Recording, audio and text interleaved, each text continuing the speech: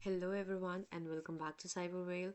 As I had a meet session with few of my friends and colleagues from the LinkedIn or my community session mates. In that particular video meet session, we have discussed about this A7 content that was a particularly a Q&A session, and in which we have overviewed about the week 1 and week 2.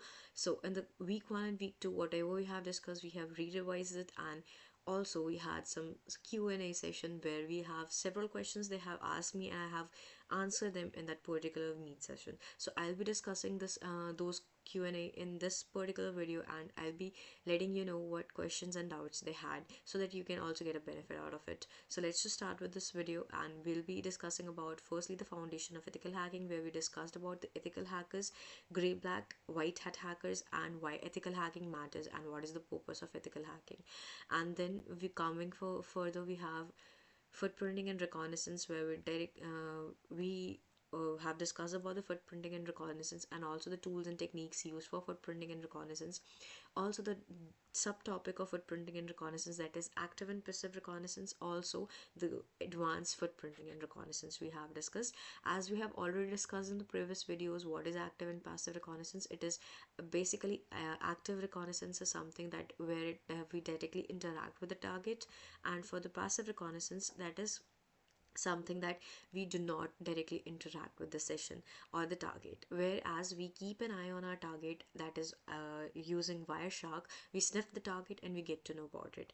And for the scanning basic and advanced techniques, we basically have already discussed about the network diagram, network mapping, banner grabbing, or you can say something like that. So here we moving further, there is something like ZenMap or GUI of Nmap.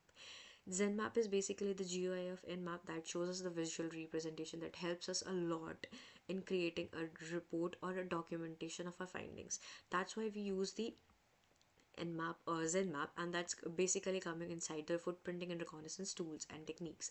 And for the vulnerability scanning, we basically use OpenVAS and ICTO commands. And for the social engineering, we have already discussed that we try to manipulate into releasing their sensitive info.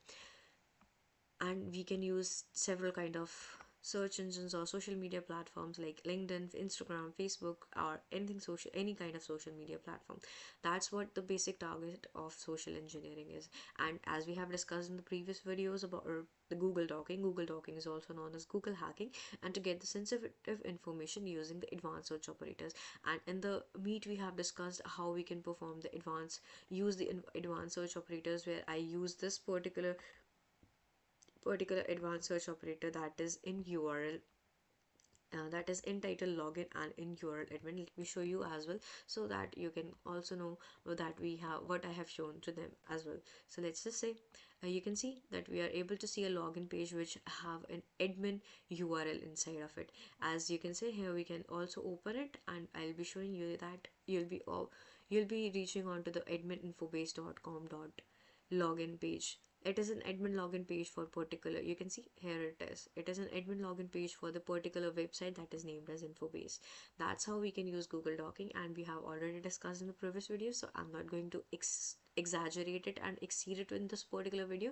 And OSINT tools, as I have already told you that we have discussed about the Shodan instances. I can show you the Shodan instances for this particular thing. You can see shodan.io, and here we are going to discuss about the SSL. Let's just say, yeah, this command we have used in the meet as well, so I'm going to show the same command. Let's just move, and then you can say search. Here you'll be able to see, look, you're able to see that this is under the geomart name, and it is using the server that is nginx, and with the with the version of nginx, and it is showing the 200 okay. That because we have already here put the tweak or the filter to just only get the 200 okay. So here we are moving like with another thing that is also for the SSL certificate issued by a common name, that is GoDaddy Secure Certificate Authority, and that's how you can get to know about the information regarding the SSL certificate of a particular target that you wanted to search, that is either geomart.com, flipkart.com, target.com, or anything like that. And you want to see that those SSL certificates websites are working, and that's why you have written the 200 okay. So that's how you can perform the OSINT using the OSINT tools. Then we moving on further, we have scanning network, that is a part of our week 2 content. That means we are directly interacting with the system using Nmap or Zenmap, that is particularly part of an advanced active reconnaissance, which is here scanning network. And banner grabbing, I have already told you about the banner grabbing. Grab the banners of the packets here. This is network 1 and this is network 2, and as we know that network 1 and network 2, while connect with each other, they transfer the information to each other using the packets or through packets, which consists of kind of headers, which consist headers.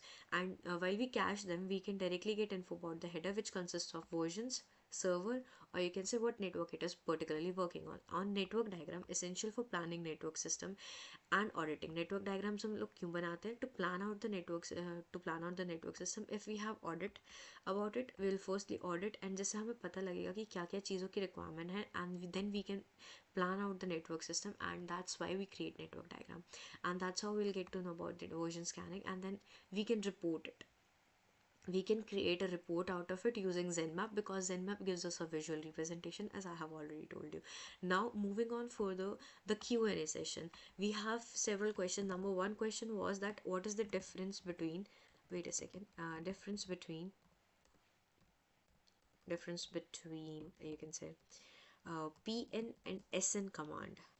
SN command, guys, a PN basically is used for, you can say, pinging the scans, and SN is basically for disabling the port scan, disabling the port scan. That means how they are different. PN basically gives us the port scanning as well, and we can see how much it is pinging and how much the target is pinging the scan. And then comes the SN, that is to disable the port scan. We won't be able to see any kind of port scan. And this command I have already shown you in the hands-on sessions in many of the videos, so you can go back and check the videos there. Then moving on further, we have another question that my teammates, or you can say my friends and colleagues over there, ask me about is what is the difference between CEH v12 and v13. So guys, basic difference between the practical exam is about, you can say, wait a second, I have written CEG instead of CEH. Yeah, the basic difference in the practical exam is the reporting. As while I was practicing my practical sessions for CEH v12 exam, I never had to give a report, or I didn't have to make a report for this particular exam. But in the CEH v13, we have to create a report regarding the CEH v13 practical session.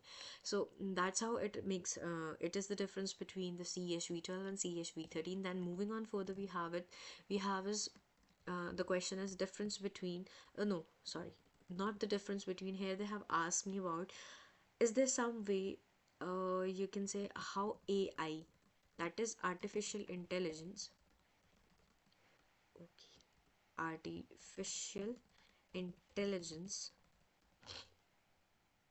has been